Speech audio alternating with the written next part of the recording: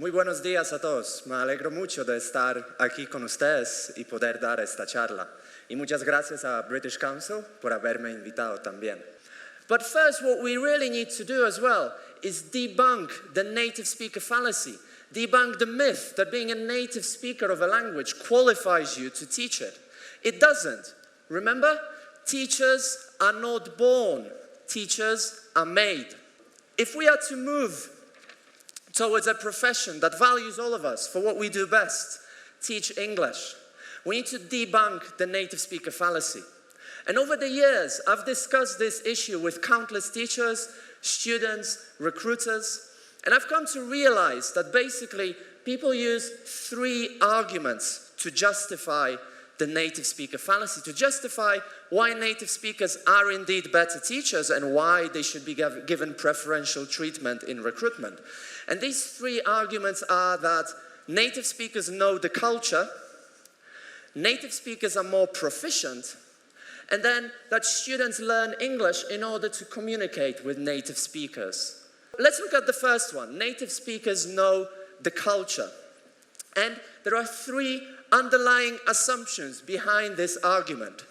First, that as a native speaker, you have an inherent knowledge of your culture that you've been brought up in.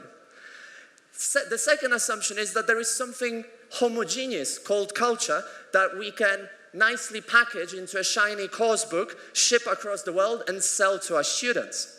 And the third assumption here is that students actually need to learn about the culture in order to master the language. First, even as a native speaker of a language who spent most of his time living in his country, you don't have a perfect knowledge of all cultural aspects of your country. You might know a lot about the traditions in your particular region, but they might be different from the traditions in other regions of your country, let alone in other countries that speak the same language, right?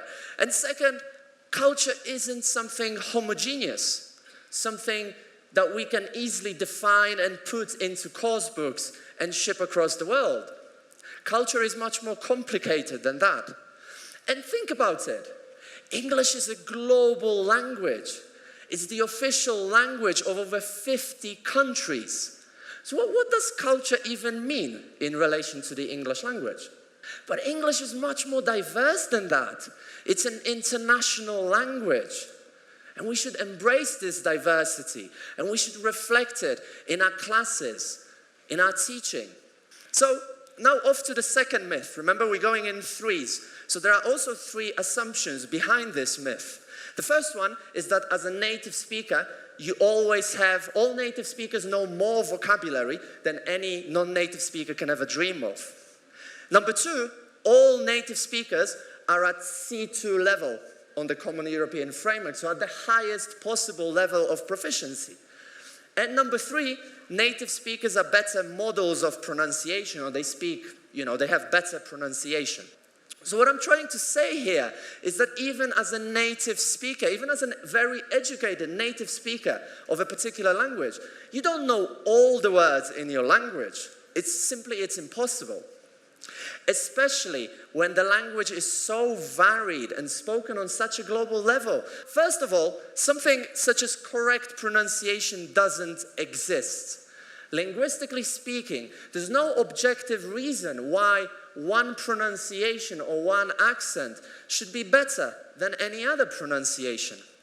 And what you also need to get across to your students is that having a foreign accent is okay. There's nothing wrong with sounding Mexican when you speak English, right? It's part of your identity.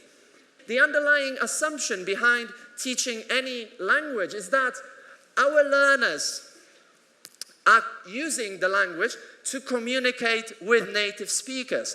So they need to be understood and they need to understand native speakers. And it's not just in English, this assumption, it's in any other foreign language. English isn't a foreign or a second language anymore. It's the global lingua franca.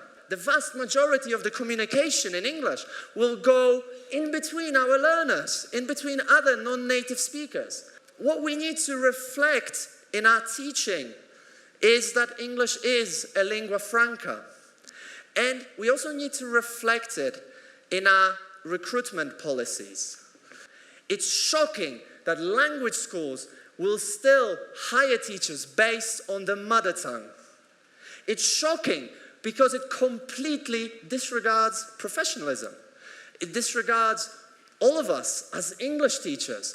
An effective language teacher needs to have high language awareness. They need to understand learners' culture, learners' needs, and possibly learners' first language. They need to be a role model in order to motivate learners. They need to be able to critically reflect on the teaching and improve. And finally, they need high pedagogical knowledge in order to be able to plan the classes accordingly and adjust the methodology. What I'm trying to get at is that being a non-native speaker doesn't have to be a weakness. I have turned it into my strength. As a non-native speaker, you can also be a fantastic language teacher and a very successful one, but you have to believe in yourself and know your worth and fight for it.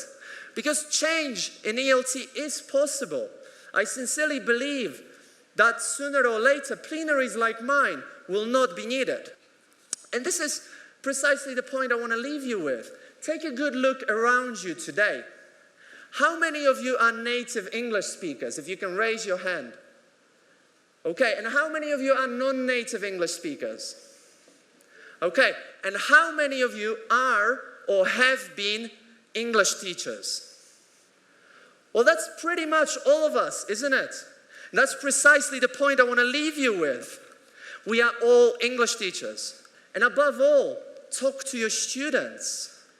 Because as teachers, we have the obligation to educate our learners, to educate them about the incredible diversity of the English language, to empower them, because English has changed. It doesn't belong to the native speakers anymore.